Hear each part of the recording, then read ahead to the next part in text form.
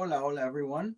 My name is Max Cisneros. I'm the Latinx program curator for the New Haven Pride Center in New Haven, Connecticut, and I'm broadcasting from Norwalk, Connecticut to the rest of the world. You are joining us for Queer Caribbean Organizing, and I'm really pleased and happy to finally bring this space to you. Like I said, I'm broadcasting from Norwalk, Connecticut, and Norwalk, Connecticut, as well as New Haven, sits on the traditional lands of the Mohegan, Mashantucket Pequot, Eastern Pequot, Schaghticoke, Golden Hill, Pagasucket, Nyantak, and the Quinnipiac peoples. These are folks that used to speak the Algonquin language and is still spoken to this day. Whatever occupied lands on which you settle your life, please take a moment to acknowledge and honor the native peoples whose lands on which we all occupy, and the history of the places we all have come to love.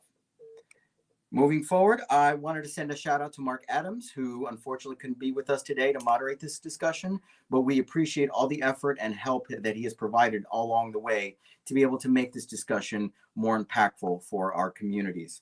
To find out more about native lands, please take a moment and visit native-land.ca. That's the website, native-land.ca. I also want to take a moment to thank our fine sponsors, Circle Care Center, and very supportive folks over Progreso Latino Fund. Both of them have been instrumental in being able to create and to provide this space for queer Caribbean programming, and so I really want to thank them. And also moving forward, I want to introduce our panelists. Our first panelist is Tenaya Taylor.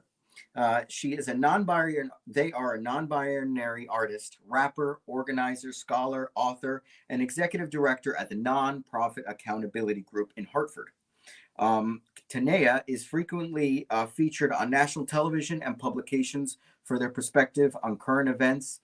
They love cats and all animals, even spiders, which says a lot. Not everyone is a big fan of spiders. I appreciate that you could be here with us here today, Tenaya. Our next panelist is Keren Prescott. She's a mother of three beautiful Black babies named Jaden, Johnny, and Jordan. A social activist, an advocate, an organizer, an entrepreneur, an author, and LaSalle University alumni with a degree in psychology, and a proud Black woman. She is outspoken, smart, and a powerful public speaker. I have had the pleasure of seeing her speak in public in action. It's quite a sight to see. She is a survivor, a warrior. She is open, transparent, raw, and at times uncensored. Keren is white supremacy's worst nightmare! Exclamation point. I love that last line. And of course, last but of course not least, from the Caribbean themselves, Savannah Williams is a youth advocate for human rights, especially children, LGBTQ plus, and women's rights. She is the co-chairperson of SWAG, which is the female arm of ASOSAD.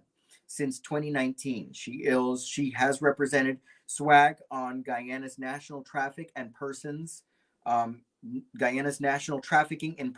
NTIP network, where she has also elected as the co-chair. Savannah has a background in humanitarian work as a member of the Guyana Red Cross. She is passionate about helping children, youth, and women, LGBTQ people helping LGBTQ people achieve their full potential. Thank you so much for being with us, Savannah Williams. And of course, needs no introduction, our moderators, DJ Ephraim Adamz. He will be moderating this discussion, and I'm giving you the microphone, and take it away, DJ.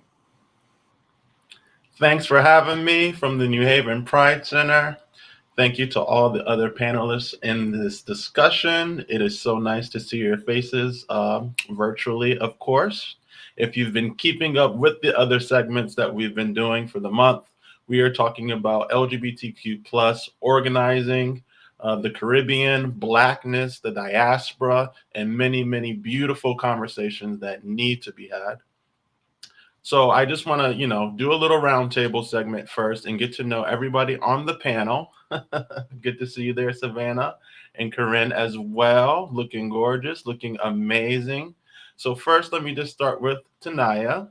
Tell me a little bit about your ethnic background, your relationship to the Caribbean, if any, and the diaspora of your Blackness in which you are from, born, bred, and proud of.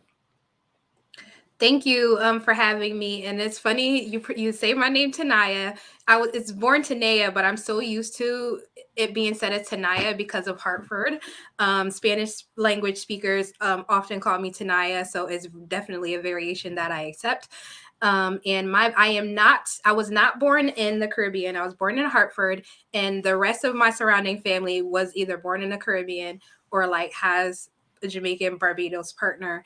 So that's my role that I play. And I like to joke around and say that Hartford is like a little island because we do have a large Caribbean population here. I speak and understand Patois. And I just grew up around the culture to not even know. I was like, oh wait, I'm not actually Jamaican. Okay, because I used to say that I was Jamaican my whole life. So but they're like, they will tell you that you're a Yankee, so watch out. And I just plan to take up the least amount of space here because again, I am not from the direct island, so I would like to give space to everyone. Thank you. Oh, no problem. Well, thanks for clarifying on the name, Tanea. I got it right. Okay. All right, for you, Keren. Good evening, everyone. My name is Keren. What I'm bringing to this space, my father was born and raised in Panama. His mother, my grandmother, was born and raised in Jamaica. And her husband, my dad's father, my grandfather, he was born and raised in Barbados. Interestingly enough, he was actually adopted. So that was 1920. So paperwork wasn't like it is today. And so while he was born and raised in Barbados, we don't know the whose birth our birth his birth family, our blood family from my grandfather, and it, they made their way to Panama because some great old colonizers went around the Caribbean trying to tell them that they would have this great life if they moved to Panama and helped build the canal. And that's why my grandmother's family, when she was a kid, moved to Panama, and my grandfather's family, they didn't know each other. They're two different islands, but they ended up spending a large portion of their life growing in Panama as my great grandparents helped build the Panama Canal. Subsequently ended up dying because of the horrible conditions and disease. They had malaria. And so Panama has a huge West Indian Caribbean population. And that's where my grandfather, my grandmother met, and thus came my father. And my father was raised there, and eventually they came to the States. And so what I'm bringing to it is a sense of loss and mourning, because when my grandparents came here, they wanted to strip my father and his brother and sister of the language patois, Spanish, the foods. They wanted to assimilate. And so there is this mourning that I have, not having that connection, speaking the language, as well as they took on Catholic values. So they abandoned their own values, and they put my father and my uncle, my aunt in Catholic schools. And so I grew up not only missing that connection, but I also grew up very religious, which is why it took me until 2000 and maybe 18 or 19 to come out, because I just didn't see it in my family. You going to hell. You queer, you gay, you trans. That's it. So I'm just going to talk about what that looked like for me and my family. So yeah, thank you. Oh, thank you. Thank you for that very important background. And our special, very honorable guest, Savannah, all the way from Guyana. A. Savannah, tell Hi. me, of course, about your heritage and your background, and then I want to get into exactly what your role is with Sassad. Hi, everyone. Good evening. I'm Savannah once again. I am from Guyana, South American, but we're so close to the Caribbean, and we share a lot of cultural similarities with the Caribbean, so I'm also considered Caribbean in some ways. Um, I am African. I'm a mixed African, actually, because Guyana is so diverse. We have six races, and I happen to have few of them within me. I'm mixed with European, African, and Amerindian, which is our first people. So yeah, that's it for me. Okay. Thank you. Thank you. And just for myself, I am from Hartford, Connecticut. On my grandmother's side, they're all from Alabama, Louisiana, the southern states, where the American slave trade really, was the the backs of building America. And then my grandfather, on my grandfather's side, he's from Guyana. So we have a lot of Caribbean history and roots there. Similar to what Tenaya said, Hartford is almost like a very, a mini Caribbean island. It has a lot of Caribbean immigration here and a lot of food and culture and music that reflects the Caribbean. So it's always nice to kind of speak with others and get in touch with what they're doing and how they're organizing things and such. Savannah, I wanted to ask you, what exactly is your role with Sassad, especially concerning like female empowerment and being queer at the same time? Can you just give us a little insight on that? Oh, sure. Well, currently I'm uh swag. One second. Yeah, I'm swag co-chair. What we're currently, which is like the women's arm for South Guyana. Sorry. What I'm currently doing there, I'm just sharing my experiences with persons within the LGBTQ community, women, allies, and what's not. I'm advocating for everyone there and, trying to be very harmonious within the community and what's not as it relates to persons being against what we stand for as SASOD and SWAG. So, yeah. Okay. Would you say that the women in the Caribbean, especially in Guyana, where you are, queer women in specifically, do you think that they face different types of disparities than the men who are queer in Guyana? Not necessarily. The queer women specifically in Guyana, they don't uh, have that much. One second.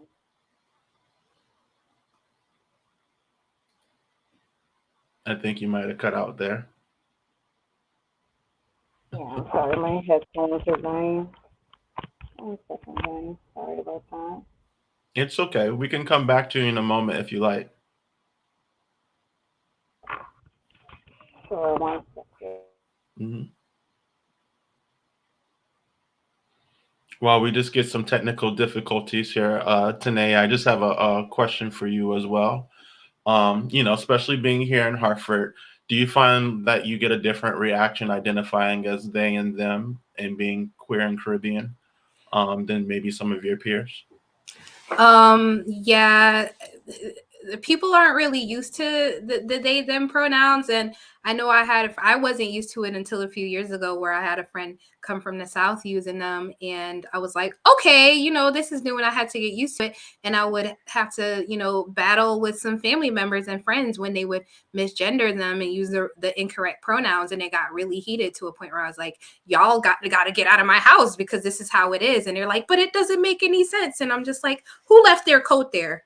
You don't know, right? You don't know if it's him, her, they, them. So you're going to say they. So we're used to using they as not a collective noun, as a singular pronoun. So we're already using it. So people get it mixed up that it's just this weird thing. And I'm like, you've been doing it your whole life. So even now, trying to get people used to it. I think I give queer people, Black people, non-white people more grace when they use the incorrect pronouns, because mentally there's already a lot to think about. We're already code switching for the most part when it comes to the English language, because I consider the standard English, I consider that my second language. Like I said, I grew up speaking Patois and African American vernacular English, which is a valid language that has conjunctions and other pronouns. Right. So, even to toggle back and forth in that way, when Black people and queer people get incorrect pronouns, willing to show grace. Not so much with people who are more privileged when they mess up. I'm like, ooh, ah. And I've been in spaces that I facilitated and where we're growing in anti-oppression spaces where someone will be like, that person misgendered you. And I'm like, they're Black. Leave them alone. So there's just a dynamic I have to carry with me. Gotcha. Well, we're all organizers here. So what exactly is your role at the accountability group in Hartford? Oh, thank you. Yes. So I'm the executive director at the Nonprofit Accountability Group. It was a group that I founded about 2 years ago. And it's been a year in 2020. And it was a response to like a lot of discrimination that I was facing at nonprofits and other organizing spaces as someone who identified as trans, disabled, and Black. I founded this organization to really center trans and disabled queer voices because they're not being centered in other decision-making tables. And Marsha P. Johnson threw the first brick at Stonewall, and we would not have LGBTQ gay rights without her. So I think a lot of people fail to realize that there a lot of like movement in the LGBTQ community. There's trans erasure happening, and I've been in spaces where there's like like a white gay dude, and he's like, I'm the most diverse thing happening, and I'm like, oh no, sweetie, like y'all are everywhere. Not to minimize it, but like I want to see trans people that look like me. I want to see Black, dark skin, and we have to remember too, trans does not necessarily mean like cis presenting. If I say I'm trans, please don't try to assume what genitals I have. Ask me why I don't have facial hair. Ask me why I'm not dressed a certain way, because I am what I am. And because I identify that way, I still have to experience transphobia, and I still have to experience misogynoir. So please, maneuver in the way that you would anyone else. Gotcha. Keren, I'm going to take it over to you and what it is that you do with Power Up CT.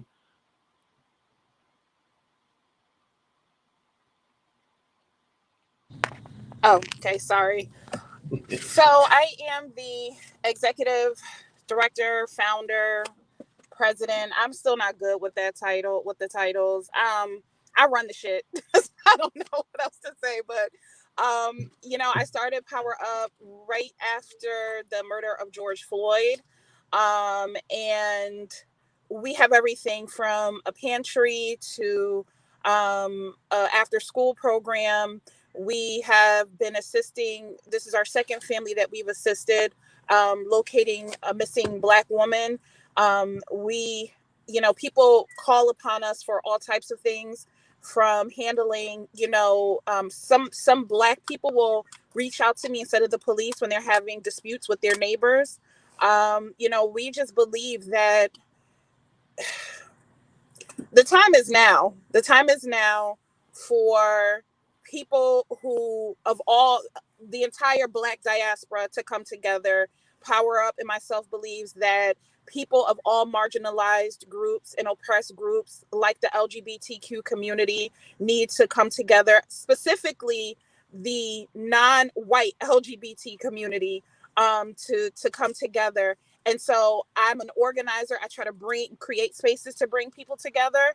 In addition to that, I represent for them. I recognize, I listen to the community, hear their grievances, their outcry, their anger, their frustration, their pain.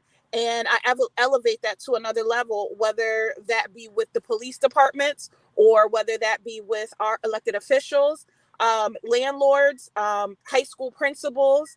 And I make sure that they know that somebody like myself, somebody like Tenaya, we're watching you. And we are going to make sure that we protect our community any way that we can. Savannah, I'm going to check in with you now just for a minute. Are you there with me? Yes, I am back. Okay. Well, when we talk about Caribbean unity and the diaspora unity and Afrocentrism and people of different, Black people of different backgrounds coming together, can you kind of tell me what the landscape in Guyana is and what you might consider to be like a colorism narrative in Guyana? Like, what exactly would that look like in Guyana when you think about colorism?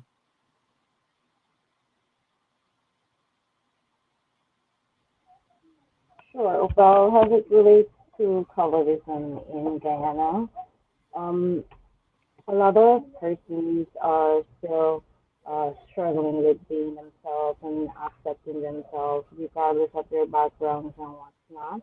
And opposed to that, there's racism on top, because, like I said, they're basically six ethnic groups within Guyana because we're so diverse. So it's a struggle for a lot of black people to accept themselves as they are. So, they're going to turn to the cultural norm of bleaching themselves and trying to be who they're not. But all in all, it's not as much, it's not like a high percentage of persons who, struggle to be themselves. But there are people here that, you know, struggle with that and what's not. And all of that are factors of racism and what's not. So, yeah, it's not a high percentage here, but it's here. Yeah. Okay. Well, thank you for that. If I could answer that as well, and obviously not for Guyana, but if I can answer the colorism piece as well. Jump right on in. Okay. Um, so my grandmother, who's from Jamaica, and grandma, I love you. I love her. She did the best that she could. Um, but there was abuse. There was abuse there. Because of the colorism. She was much darker than all of us here. And my sister is darker than I am. Not that much. And I was always the favorite growing up. I was always considered my sister would always get, and that's not just even in the Caribbean community, that's just in the Black community. But my sister would always hear two things: she's bigger than I am and she's darker than I am. And she would always hear, she's pretty for a dark-skinned child, she's pretty for a fat child. And I would hear, if only her hair was always her texture was lighter and thinner than mine, and her hair was longer. I got that 4C stuff. And so I always got the sense that they would make a fuss over her hair, and it would be a problem with my hair because it needed more taming. And so my grandmother was a hairstylist, and I think that she almost, I don't know. I don't know if envied me, or I don't know if that's the right word, but I can sense there was a praising even when I had my children. And there's a difference in complexion between my youngest daughter and my oldest daughter, and in their hair. My grandmother would say to me, do you think that Jaden is gonna be jealous of Jordan because she's lighter and Jordan's hair is longer? And I'm just like, no, because I'm not raising my kids that way. So, there are so many nuances, and I understand why, because in our community, anywhere in the Black diaspora, the closer you are to whiteness, the closer we believe we are to safety. And if we can have the lightest skin, she would I noticed that she would I noticed bleaching creams and in her home, and some of my other family members on that side of the family, I would notice bleaching creams. And at one point, even though I'm not dark, I even tried bleaching creams when I was growing up. So I know she loved us. I know she meant well, but whatever it is that happened to her growing up in Jamaica, even though she tried to do away with certain things when she came to the States, there were some things that she kept on, and that was one of them. Tenaya, before I bring it over to you, I'm gonna just elaborate a little bit on what Keren said too, as well. I was like, as when you think back to your youth as Black children, and you're watching television, you're watching cartoons, you're watching movies and entertainment, and you don't necessarily always see yourself visible in a lot of media formats. I remember I was learning how to swim. My mom took me to the swimming pool and stuff, and I was the only Black kid and stuff. And she told me, oh, whenever I would dip under the water, I would come up and I would go, as if like I had like a white boy's kind of hair. And what she told me is, she said, I always saw you do that, but I never would say anything because she didn't want to draw attention to it. You know what I mean? And make it like this recurring habit, or make me feel like self-conscious or misplaced and things like that. Um, so, when we kind of look at visibility and how important that is, and I also want to take it back too of when we kind of look at, well, when we do look at white supremacy, there's all these layers of dealing with racism and prejudice and stuff. You know what I mean? Just first on the forefront. So then to struggle with your sexual orientation, which was going to be my next question, what advice could we give to Black youth, Black children, Black folks everywhere when, we have 20 strikes against us already? Like, how do we come out about our sexual orientation to add on another layer of problems that we're already facing? But real quick, just to go back to Tenaya, that accent kicking in. What is your views on colorism? Pretty similar to things that Keren and Savannah said. I just know, you know the dynamics. I know what spaces I'm going to be listened to more, and what spaces I'm going to be listened to less in. I know I organize, with just in the Black movement with someone who is way lighter skinned than me. And when we're in the same space, they're like, I'm going to say what they just said, because you're probably not listening to them because they're darker and I'm lighter, and you're going to listen to me more. So just those tiny, microcosms of white supremacy happening in that way. But I can just go on and on. But like I said before, I just want to take up the least amount of space, and it's been said. So thank you.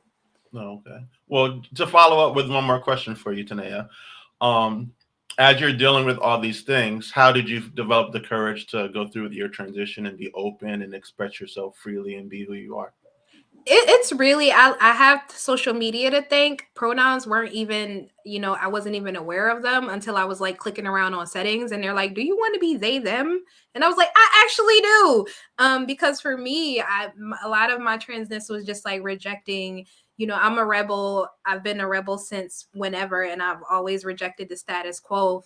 To come out and someone tries to tell me like, you're this, you were born this way. And I've always felt like, okay, what if I wasn't? Especially, I just remember looking at a picture of me as a baby, and I thought that blue was for boys, and I had on a blue onesie, and I was like, oh, I was a guy. So here we go, So, I like more and more, I would just steal my partner's clothes who were, assigned male at birth, and just be flexing in that way to really feel more comfortable. And I think transness, it really takes like having the tools sometimes in order to feel validated. But that doesn't necessarily mean that if you don't transition or wear different clothes, that you're not any less trans. And I want people to remember that too. Being post-op doesn't make you, well, it's very validating for some people, but you're no less trans if you're still looking exactly the same once you decide your identity. Gotcha. Savannah, I hope you're here with me. I do have a question leading right from that last topic there. I know that you're in charge of the female empowerment division over at SASAD. So I want to ask you, when we're talking about women in general, is that trans women inclusive? What is your role and your thoughts on that? Where are we in the trans movement in Guyana? And is that in relation to what you do with SASAD?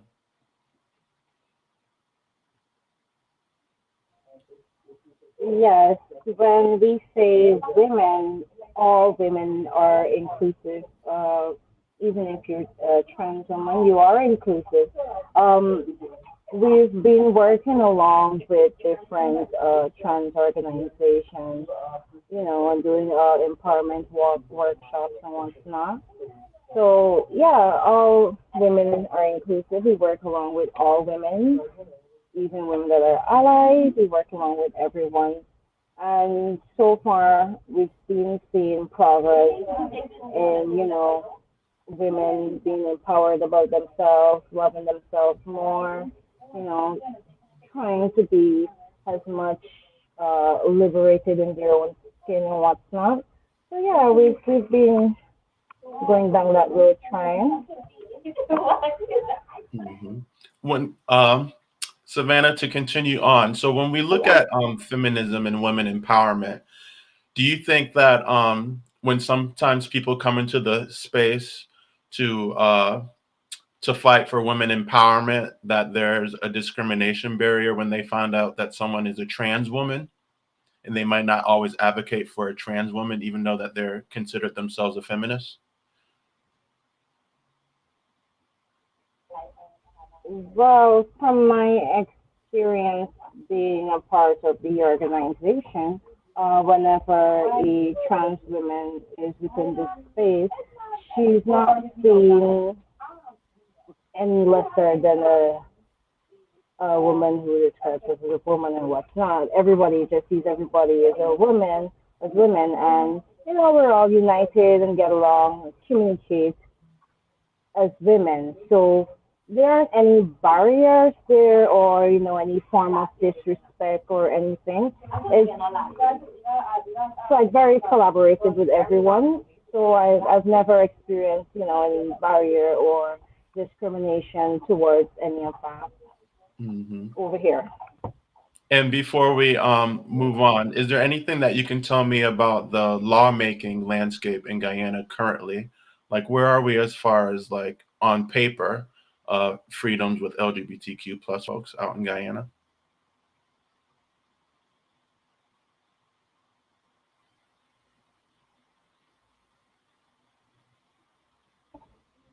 On paper, I'm not sure. I think it's still in progress. I think a few years ago, I really can't remember, but I think on paper it's still a progress.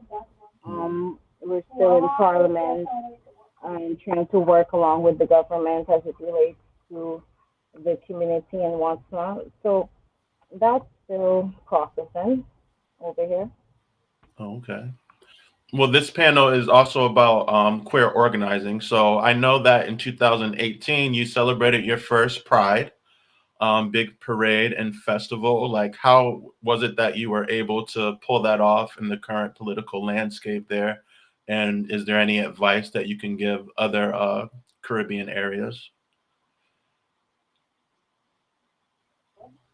Oh, that's a good question. I wasn't there in 2018 because I think I joined the organization the following year.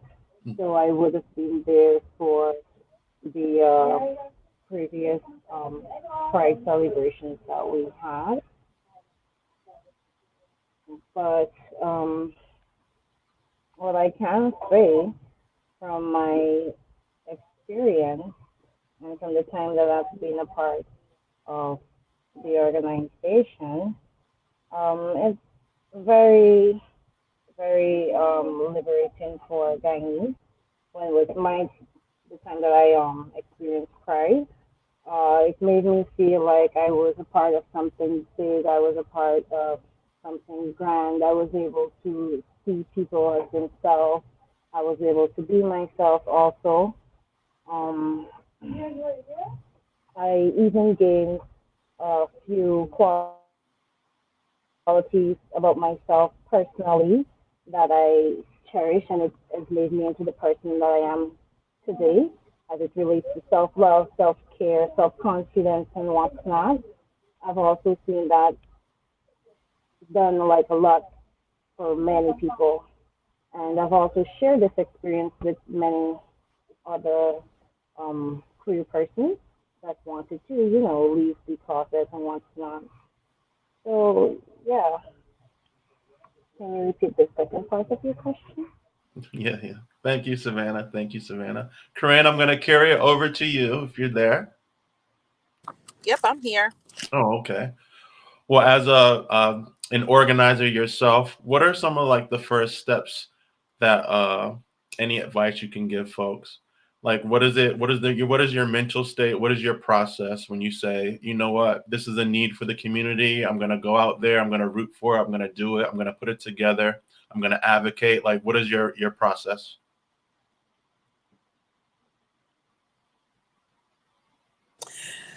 So it's very layered. The first process in terms of advocating is making sure that I create a space of acceptance and love. Making sure that it's hard for someone to feel comfortable expressing what their needs are and what I can advocate for if I don't first create an environment and a space where they can feel heard and they can feel, especially for the Caribbean community, because I can tell you in Jamaica, Panama, and Barbados, gay marriage is not legal. Barbados, if you are gay, you can serve up to life in prison. I know in Jamaica,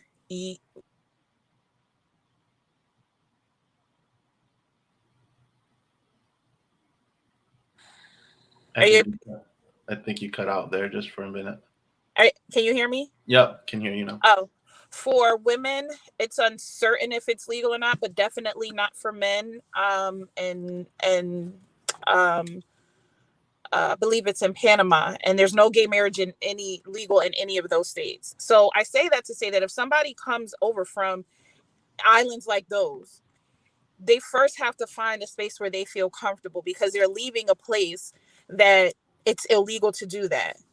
And then I also have to recognize that everybody's needs, just like, being Black is not a monolith, being Caribbean is not a monolith. And so I have to be able to listen where they're coming from, depending on what part of the Caribbean they're coming from. So the issues that they may be facing in Guyana, they may not be facing those issues in, St. Kitts or St. Thomas or Jamaica.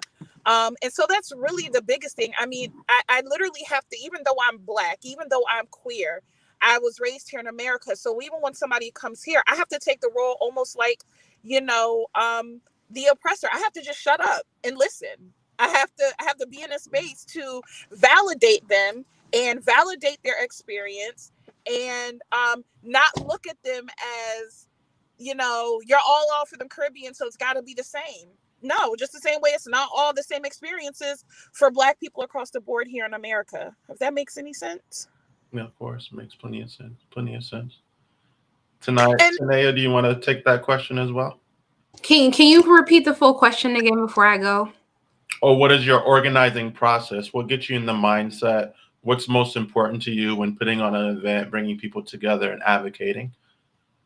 Oh, thank you. That's a great question. So, it first starts with listening to the community, because even though I'm trans and I have my own experience where I'm trying to create equity in more spaces, I feel like it's still important to listen to people who are younger than me, B, people who come from different geographic locations. So I think it's really important to meet. I feel a lot of organizers don't like to meet. It's a very bureaucratic process sometimes, but meeting is just so important to me because I'm also neurodivergent. I have autism, so I need some of the information like consolidated in one space. So when I'm able to meet, I'm like, okay, there's A, there's B, there's C, to try to, be able to check some of those boxes. So my group, for example, we meet monthly on different issues. This meeting we just had this month was from Love Your Menses, who's a menstruation equity organization that serves people globally. And during the presentation, we were very careful to say, like, not women, this is not for women, this is for people who bleed. Because everyone needs these services. And women aren't the only people that bleed, because there are trans men, there are two-spirit people, there are non-binary people who also have their menstrual. So those are just some of the things that we try to do. But meeting is pretty key, even though it's very bureaucratic, and some meetings are definitely rooted in white supremacy. I think they say like Robert's rule. Can someone say it? I get this wrong every time, but there's a process that people use, and it just makes it so uncomfortable. But like, I try to put my own gay little spin on it, saying my pronouns in the beginning and everything like that, just to make the space more comfortable. But we do have to be able to consolidate our issues in one place, so we know how to move forward and work with the community. Okay. I was just discussing earlier in our group chat that a lot of nonprofits, organizations, grassroots, whatever realm of advocacy work that you're in, should every maybe 3 to 6 months take an evaluation period for their own organization. That means consult with someone outside of your organization that can kind of come in and say, hey, maybe these are some tips or some pointers that you guys can do that can, fully make the the services that you're providing flourish better in a way. Not every organization may have a trans person that works directly in their organization that can navigate certain topics and conversations. A lot of nonprofits need more Black folks, on their board and to look into certain things that they might not catch on the surface. And then we're all dealing with our own personal lives and anxieties and biases and pressures and stuff. So that was one of the things that I always felt like us as organizers and activists and nonprofits and things could do better, is to do our own internal self-organizing and evaluations for things that we might just, may not be too familiar with, or we have some funds or a budget or some type of grant, and we might need some type of consultation of our own for our own, betterment and improvement. So I appreciate everyone's advice here. That's pretty much all the questions that I had for the evening. But if you would like to close off with any final words, and just, where can we see you next? What are you up to? And where can people find you? I'll Oh, go. oh, okay. No, you Sorry. go. That was anybody. Oh, go for it, Keren. So I just have a couple closing thoughts and then where people can find me.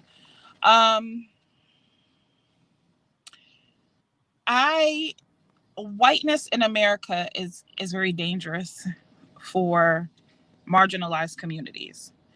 Even when we are talking about the LGBTQ community, it is not inclusive. It just like you, and within the Black community, you can have colorism. Within the LGBTQ community, there are people on the, who are not of color, white people, who will invalidate your voice, who will try to silence you, who will not make space in spaces that are for the LGBT community. And when you are talking about being Caribbean and identifying as trans or queer or gay, I think it's important that there are levels to being Caribbean. So if you just come here and you have an accent and you don't speak the language real well, though there are certain barriers that they have to come through before they can even feel like their voice as a trans or a gay man or a bisexual woman can be heard. And so when white people start creating spaces and start wanting to organize, they need to really make sure that they aren't just like, oh, yep, we're all one, we're all the same, we're all fighting for the same thing, because we're not. I also recognize that there are a lot of gay white men who don't believe it is possible, and white women. I'll just say there are a lot, but I've noticed it a lot with gay white men who do not check their patriarchy and who do not check their racism.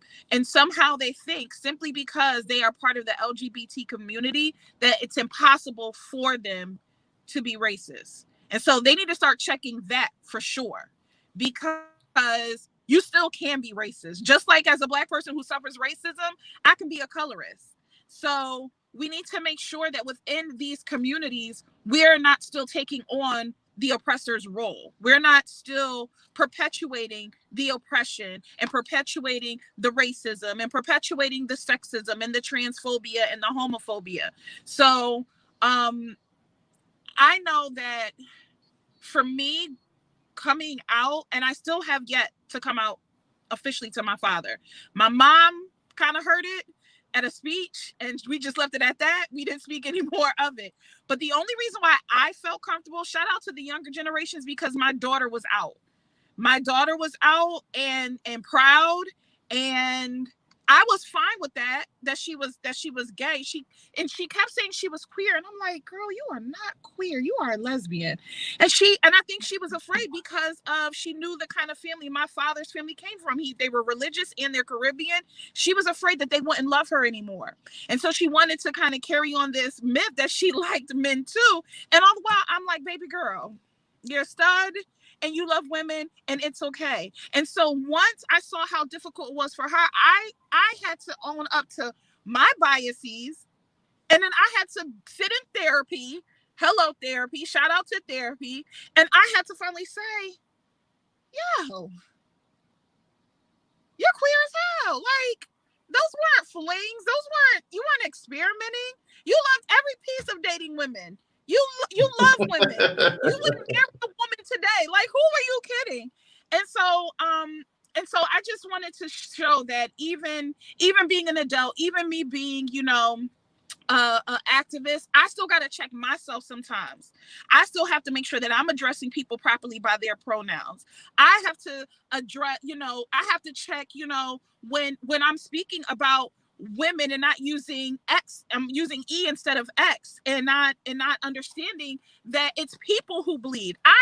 There's some things that I had to, because for so long I was raised under an oppressive system, both religion and racism and capitalism and patriarchy. And so I was taught some very harmful things, and I was perpetuating those harmful things. I used to be heavy in the church. Heavy. That's why I married twice, because I wanted to be so accepted by God. I did not want my Jamaican grandmother to disown me. I didn't want my Panamanian father to hate me. But once I realized, even when I was dating men and I decided to live with a man and not get married, he stopped talking to me. I was like, well, I might as well be the who the hell I'm going to be, because if he's not going to talk to me because I'm with a man, then I might as well just be with a woman and be happy.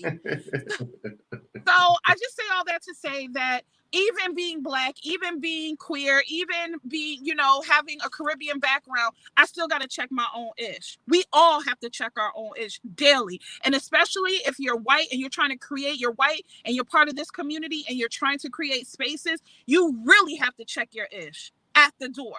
Mm-hmm. You can catch me on social media. You can catch me out here in these streets.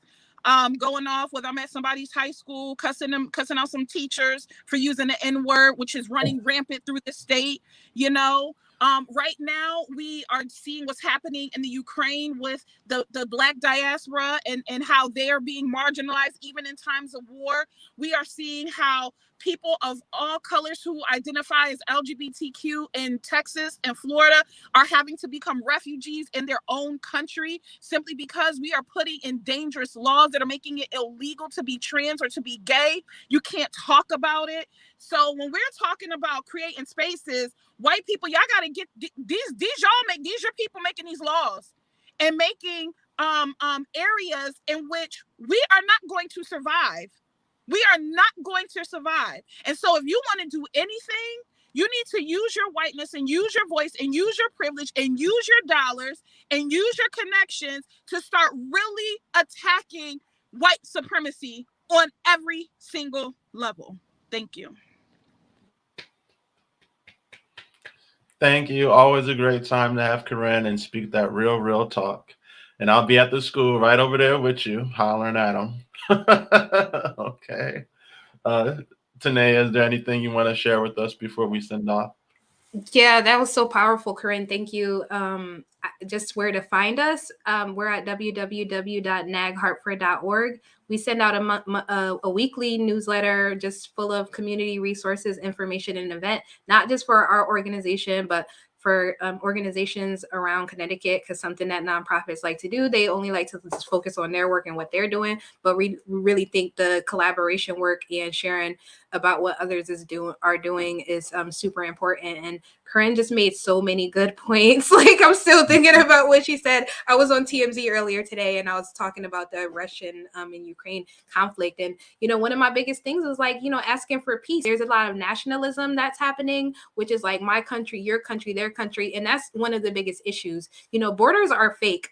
All of these imaginary lines got drawn at some point. So we really need to be aware of just focusing on our own humanity and not like names and flags, because it's just super harming us. And something that's just happening is the oppression of people by, you know, different powers, and no one should be oppressed. Everyone should be free.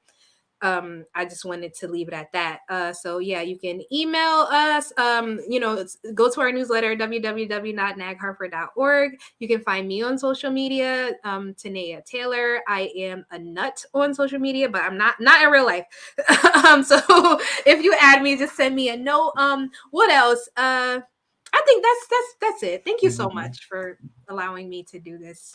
Thank you for joining the space. Savannah, I want to check in with you from Guyana. Hi guys, sorry about that. I got Okay.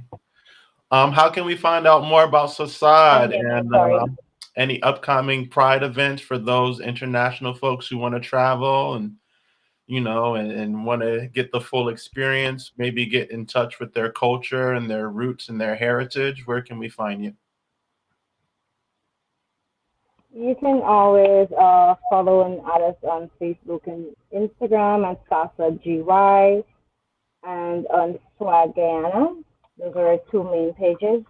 So yeah, you can get us on any one of that. You can also email us. Okay. And will you be having any kind of virtual events still going on, or will things be more so in person? We're trying to have some in-person activities, but it will be, you know, very small groups. We'll also be having a lot of virtual activities. So we're putting everything together and working towards that, especially for Women's Day that's coming up, 5th of March. We're putting some activities in place so you guys can follow us for more information, what's not, you know, probably join us virtually in our activities. Absolutely. Thank you. Yes, let's connect after the chat so I can get a hold of those virtual events and be able to share them here with your extended family out in Connecticut. Thank you, everybody, for joining us and tuning in. We hope to have much more exciting and informative programming for you with the New Haven Pride Center. I'm DJ Ephraim Adamz. Take it away, Max. And we can't hear you, child. We cannot hear you. We can't hear nothing. I knew that. I was testing you.